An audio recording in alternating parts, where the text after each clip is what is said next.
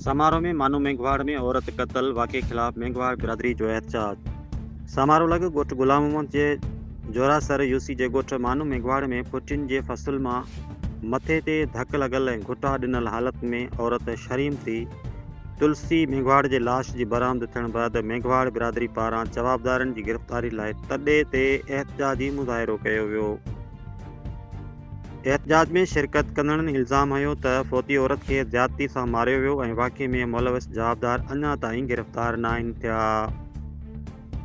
उन मौक़े ते फ़ौती जे मुड़ुस केवल मेघवाड़ नेशनल प्रेस क्लब जी टीम सां ॻाल्हाईंदे चयो त असां दरावड़ तबिके सां तालुक़ु रखंदड़ आहियूं। असांजी कंहिं सां दुश्मनी कोन्हे, पर ज़ालिमनि मुंहिंजी घरवारी ते तशदुद करे घुटा ॾेई क़तल करे छॾियो।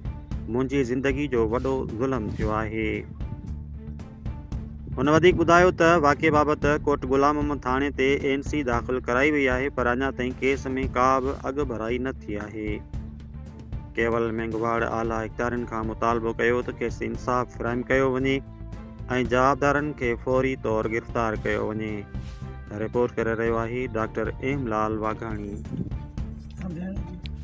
जो ख्याल है तो 100% मर्डर है ऐं असीं आला इख़्तियारनि खे अपील था करियूं IG सिंध के बस वारा जेके भी हिते MP MN आहिनि उनखे बस उनखे अपील करियूं था असांजो जेको आहे जेको ज़ुल्म थियो आहे निंगरी असांजी महाराणी आहे, कातिल खे जल्द गिरफ़्तार करे कैफ़े किरदार ताईं पुॼाए वञे। कई आहे आसे पासे में ॻोठाणा सभिनी पूरे ॻोठ वारनि खे असांजो शक कंहिं ते बि कोन्हे, पर मर्डर त थियो आहे।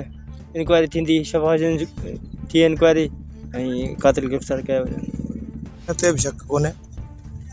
कपा चूंडण विया उन खां बाद 12 साढे 12 जो टाइम हो, सभु मज़ूर अची विया ऐं हू जंतर वठण वई आहे।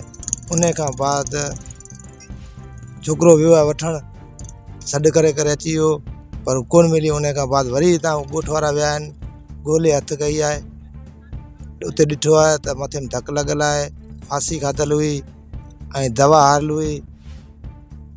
पासे में केरु माण्हू कोन हो, हिकिड़ा पंजाबी आहे, उहो तक़रीबन 150 फुटनि ते हुआ। हुन सां पुछो भई हिते आहे, हू चवनि था त असां वेंदे ॾिठी आहे, बाक़ी ॿियो असां कुझु कोन ॾिठो। मूंखे ख़बर पई तक़रीबन 3 बजे, 3:15 बजे, ऐं शहर में हुउसि।